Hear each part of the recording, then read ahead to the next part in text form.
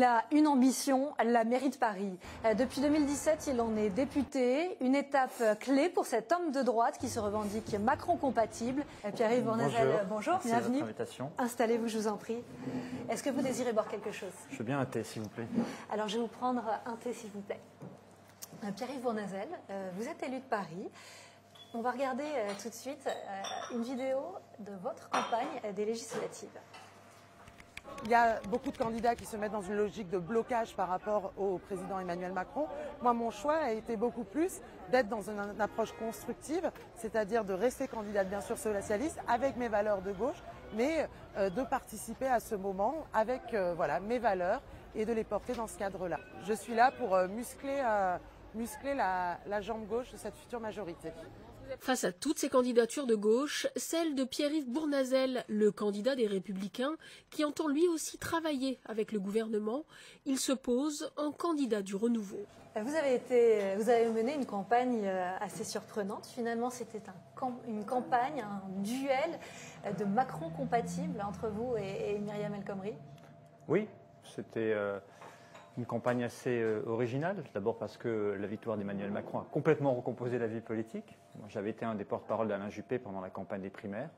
Et c'est vrai que des gens ont voyé la vision commune de l'avenir de la France, de l'Europe, des réformes à mener. Et lorsque Emmanuel Macron a gagné cette élection présidentielle, qu'il a nommé Édouard Philippe, qui est un ami que je soutiens, Premier ministre, j'ai évidemment dit que je soutiendrais le gouvernement, mais en restant un homme libre. Aujourd'hui, je ne suis pas à La République En Marche, mais je suis un constructif. Vous étiez quand même chez les Républicains quand vous avez fait campagne? Oui, quand j'ai fait campagne, c'est ma famille. C'est ma famille depuis 2002, depuis l'UMP, depuis Jacques Chirac.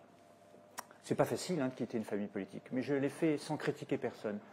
Je l'ai fait par conviction, parce que je ne me reconnaissais plus dans cette famille-là, et qu'aujourd'hui, ma liberté et mon indépendance d'esprit à l'Assemblée ou dans le 18e, ça ma préférence. Voilà, je me sens mieux. On va regarder justement le moment de la création de ce groupe.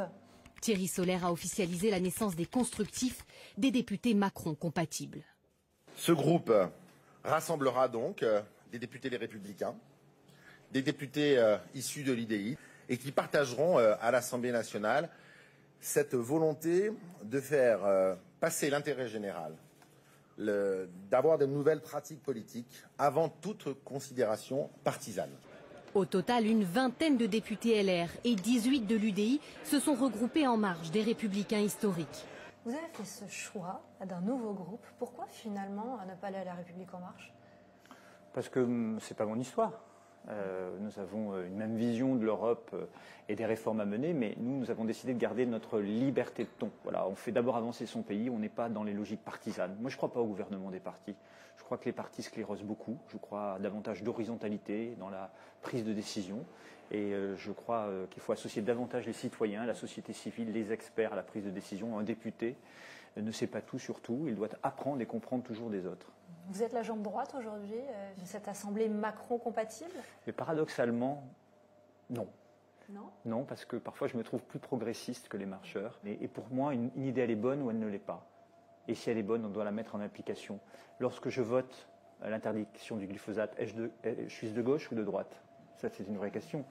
Bon, c'est très compliqué aujourd'hui en composition politique. On ne peut pas lire la société d'aujourd'hui avec les lunettes des années 80 et 90. Qu'est-ce que vous faisiez alors chez les Républicains? Parce que notamment vous êtes pour le Vélib, vous étiez pour l'élargissement des voies sur berge, pour le rapprochement, vous l'avez dit, avec les écologistes, pour la célébration du Pacs en mairie, pour le droit de vote des étrangers aux élections locales. Tout ça, c'est quand même loin de la colonne des Républicains. Pourquoi vous êtes resté aussi longtemps? Des Républicains d'aujourd'hui, mais en réalité... ce qu'a porté Jacques Chirac, ce qu'ont porté Alain Juppé, c'est quand même une vision assez ouverte et humaniste de la société.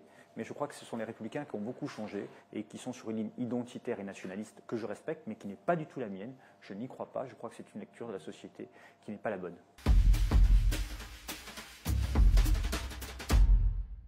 Votre première rencontre politique, est-ce que c'est celle-ci?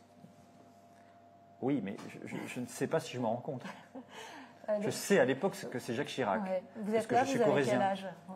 Là, je crois que j'ai 10 ans. Votre parcours, est-ce qu'il s'inscrit dans les pas de Jacques Chirac? Est-ce que c'est votre modèle? C'est difficile d'avoir des modèles. parce que personne n'est parfait, mais il y a des sources d'inspiration.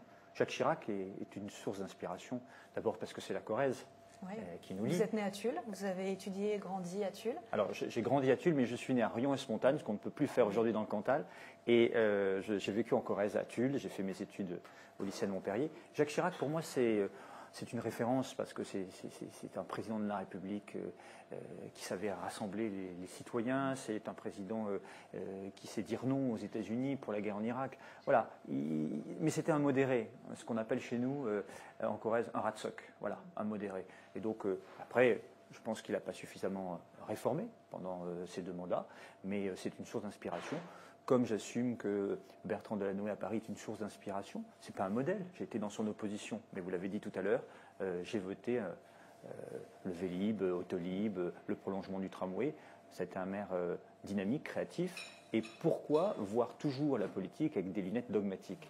Si quelqu'un fait quelque chose de bien, il faut le dire, il faut le soutenir.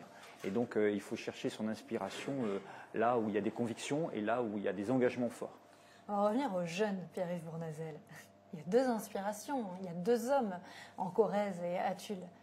Jacques Chirac ou François Hollande. Oui. Vous avez fait votre choix. C'était Jacques Chirac. Je suis plus proche politiquement de Jacques Chirac, oui. Mais j'ai du respect pour François Hollande. Parce que je l'ai connu aussi assez jeune, il a été mon député. Et il n'y a pas très longtemps, il y a quelques mois, je suis allé rendre visite à François Hollande dans ses nouveaux bureaux de la rue de Rivoli. Nous avons beaucoup discuté, beaucoup échangé. Et j'ai du respect, même si nous avons des différences politiques. Je n'ai pas aimé le début de son quinquennat, notamment la hausse de la fiscalité. Il y a eu des cafouillages nombreux avec le gouvernement à l'époque de Jean-Marc Ayrault, mais je trouvais que dans la tempête, dans les difficultés face au terrorisme, dans les décisions difficiles, notamment au Mali, eh bien, il avait su prendre ses responsabilités. Pour moi, le monde n'est pas noir ou blanc. J'ai pas cette lecture de la société, j'ai pas ce fond de dureté ou de méchanceté de toujours vouloir taper sur les autres sous prétexte qu'ils ne seraient pas tout à fait ou pas du tout de la même sensibilité politique.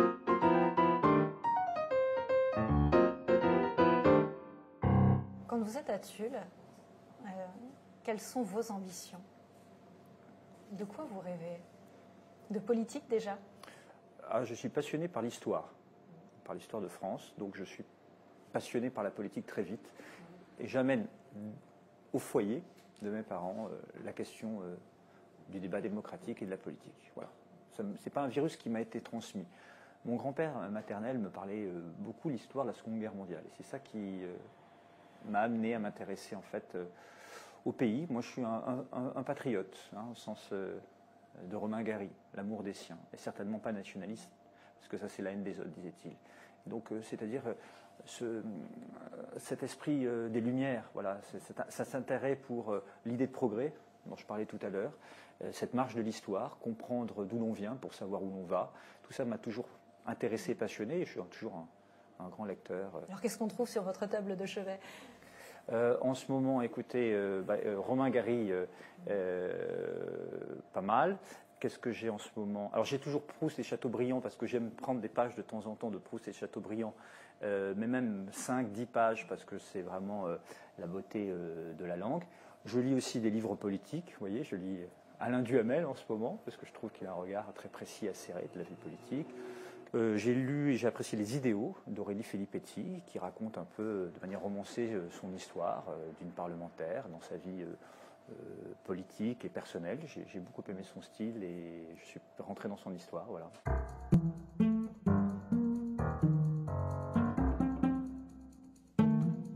Après Sciences Po, après Toulouse, vous venez à Paris. Vous avez la même ambition alors que Jacques Chirac, conquérir Paris?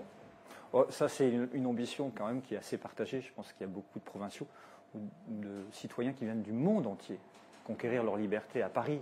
Paris, c'est la ville lumière. La Corrèze n'était pas assez grande pour vous, n'était pas Mais Paris, pas à la hauteur. On rêve de Paris partout dans le monde. C'est la plus belle ville du monde et on en est fiers. Ça ne veut pas dire qu'il ne faut pas la faire évoluer. Cette passion pour Paris. Qu'est-ce qui vous fait rêver à Paris? C'est son histoire, c'est son patrimoine, c'est son énergie. J'aime la beauté de Paris. Et donc, vous décidez de faire de la politique à Paris. Oui. C'est votre mentor, Françoise de Panafieux? C'est celle qui m'a mis le pied à l'étrier. Elle m'a fait confiance.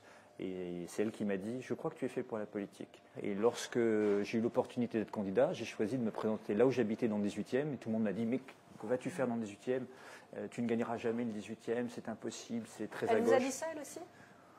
Non, elle ne m'a pas dit ça, mais elle a trouvé ça très courageux et elle a été d'abord étonnée et puis elle a dit vas-y, fonce. Et puis, à 35 ans, vous décidez de candidater à la mairie de Paris, à l'UMP à l'époque. On va regarder un extrait. Même famille politique, mais certainement pas la même expérience des plateaux télé. Il faudra finalement attendre 1h15 de débat pour que Pierre-Yves Bournazel interpelle directement Nathalie Kosciusko-Morizet sur la création d'une police municipale. C'est oui ou c'est non? Et comme je viens de le dire, les ASP... Non, oui ou non à la police municipale? On peut s'écouter. Oui. Ma proposition est beaucoup plus efficace et beaucoup plus rapide. Non, c'est donc non à la police municipale. Le tutoiement y est, mais on sent bien la différence de Non, mais position. Vous êtes déterminé? Oui. Paris, c'est vraiment votre Et j'ai ambition. convaincu Nathalie après, puisqu'en fait, j'étais le premier à porter l'idée de la police municipale à Paris. Nathalie l'a finalement reprise dans son projet municipal de 2014, puisqu'elle a gagné la primaire. Et je vois que même Madame Hidalgo aujourd'hui, qui était résolument contre la police municipale, est en train de changer d'avis. Donc je me réjouis que cette idée progresse et avance, parce que je pense que c'est vraiment utile pour la tranquillité publique et lutter contre les incivilités. Vous êtes un homme pressé quand même, à 35 ans, à candidater pour la mairie de Paris.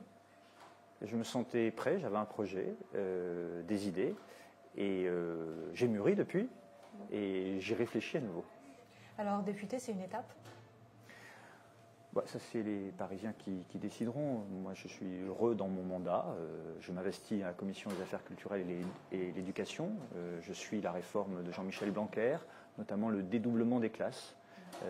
En CP puis en CE1 dans les zones d'éducation prioritaire. Pour moi, c'est l'égalité des chances, c'est donner plus à ceux qui ont moins au départ pour leur permettre de savoir lire, écrire et compter. Voilà, par exemple, ça me motive, ça m'intéresse, ça m'interpelle, ça je le suis de près.